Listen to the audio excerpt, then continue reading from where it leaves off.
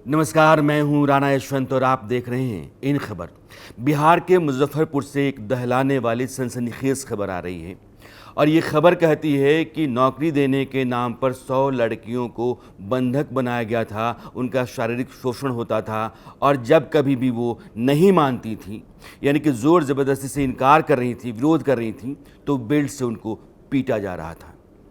ऐसी घटना आपने शायद पहले कभी नहीं सुनी होगी। 100 लड़कियों को एक साथ बंधक बना करके उनका यौन शोषण करना और जब वो विरोध करें तो फिर बेल्ट से उनको पीटा जाना। ये मामला बहुत लंबा है, पुराना भी है, लेकिन एक लड़की जो उन सभी पीड़िताओं में से है, उसने हिम्मत बटोरी, जा करके मुजफ्फरपुर के एक थाने में रपट लिखवाई। उसने कहा कि एक कंपनी है जिसका नाम है डीवीआर, उस कंपनी का जो सीएमडी है, मालिक मुख्तार है, उसका नाम है तिलक सिंह, उसके साथ बहुत सारे गुंडे मवाली टाइप के लोग रहते हैं और इन लोगों का एक बड़ा गैंग है जो लड़कियों को फांस करके उनका यौन शोषण करते हैं और फिर उनके साथ दुर्व्यवहार करते हैं, पिटाई करते हैं, मारते हैं।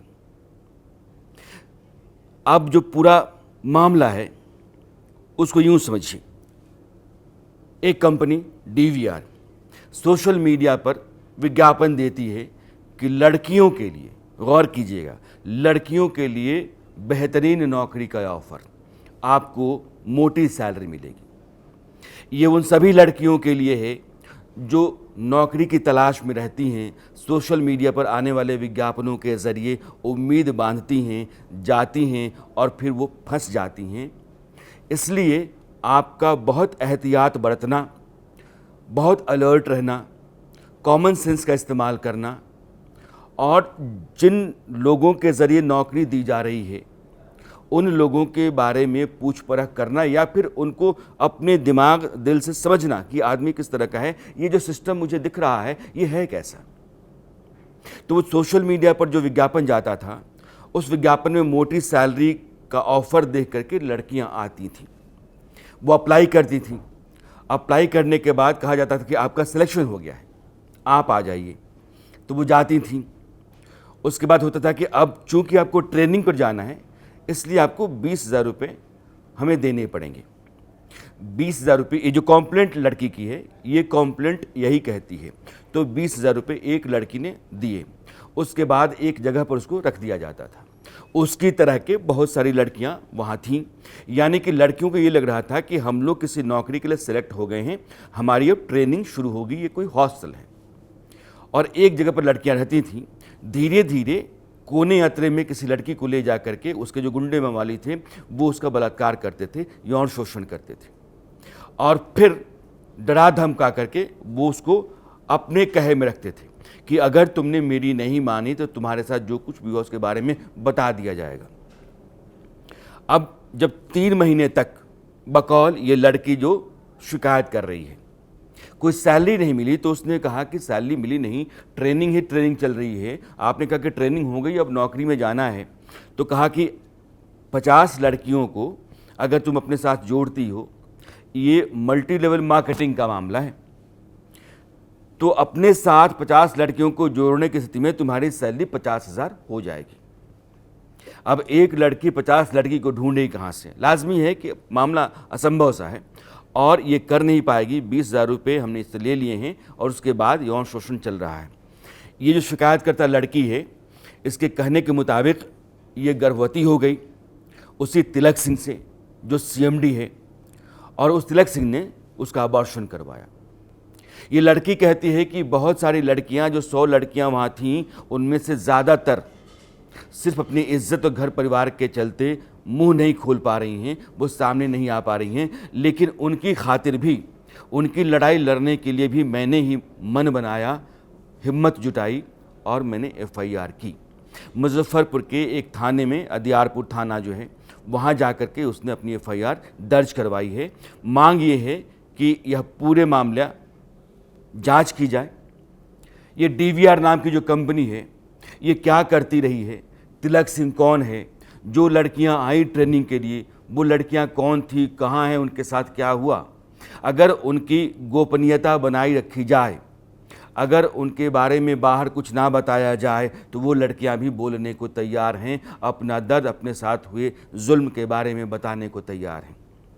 अब ये अपने आप में दहलाने वाली एक दास्तान है, एक ऐसी स्टोरी है, एक ऐसी घटना है जो देश के तमाम लड़कियों को आगाह करती है, उनको सतर्क करती है, सजग करती है कि आप कभी भी नौकरी के लिए इस तरह से अगर कोई ल्यूक्रेटिव ऑफ़र आता है कि बहुत मोटी सैलरी है और अचानक से आपको ऑफ़र लेटर मिल जाता है, ट्रेनिंग के लिए आपको बुला लिया जाता है और ट्रेनिंग चल रही है और उस दौरान कोई हादसा गुजरता चला जाता है, आप चुप रहती हैं, आप बोलती नहीं हैं और फिर आप उस शिकंजे में आ जाती हैं जहाँ से बाहर निकलना आपके लिए मुश्किल हो जाता है, जैसे बाकी लड़कियों के लिए मुजफ्फरपुर में हो गया है।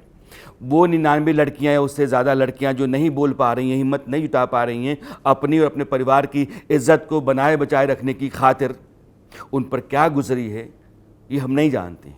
लेकिन जिस लड़की ने शिकायत लिखवाई है उस पर क्या गुजरी है ये अब आपके हमारे सामने है और ये हैवानियत है। लड़कियों को फांस करके नौकरी के नाम पर उनका यौन शोषण करना, उनसे पैसे ऐंठना और फिर अपना एक गैंग चलाते रहना, अगर इस तरह की खुली छूट किसी शहर में, मुजफ्फरपुर बिहार के कुछ अच्छे शहरों में है, भागलपुर, पटना, गया, मुजफ्फरपुर और उन शहर में, इस तरह के शहरों में अगर इस तरीके से कोई धंधा चल रहा है, कोई गिरोह चल रहा है या लड़कियों को एक जगह रख करके हॉस्टल में और नौकरी के नाम पर उनके साथ ज़्यादती हो रही है, उनकी असमत लूटी जा रही है, तो क्या व्यवस्था जो पुलिस वहां है उसको तो पता नहीं है? पुलिस पर सवाल आता है। आज ये लड़की जाकर शिकायत करवाती है, लेकिन उससे पहले ये कंपनी जो विज्ञापन दे रही है इसके बारे में जानकारी होगी, क्योंकि उसका एड्रेस है। इस कंपनी को कौन चला रहा है उसके बारे में भी जानकारी होगी, क्योंकि CMD लिखा हुआ है। ये कंपनी लड़कियों को बुला करके ट्रेनिंग देती है और कहाँ उनको एम्प्लॉय करती है इस बारे में जानकारी पुलिस को करना चाहिए था। शहर के भीतर का मामला है। जिस थाने के भीतर 100 लड़कियां एक हॉस्टल के भीतर रखी जा रही हैं, ये एक जगह रखी जा रही हैं, वो आती जाती होंगी, तो ये लड़कियां क्या करती हैं? इनकी नौकरी कहाँ है? ये कहाँ से आई हैं, कहाँ को जाएंगी? अगर ये पुलिस को नहीं पता है इसका मतलब कि पुलिस के साथ मिली भगत है। और जब कभी भी कोई अपराधी, असामाजिक तत्व, इस तरह का ठग, बलात्कारी अपना धंधा फैलाता है तो पहला ठिकाना उसका होता है थाना। थाने को वो अपने साथ जोड़ता है, पुलिस को अपने हिस्से में लेकर खड़ा करता है, उसको साझेदार बनाता है और फिर वो अपना गुनाह करता चला जाता है। तो गुनाहों की जो लंबी फहरिस्त होती है वो आज की तारीख में उन 100 बच्चियों पर गुजरी है जो अपना अपना दर्द लिए चुपचाप बैठी हुई हैं।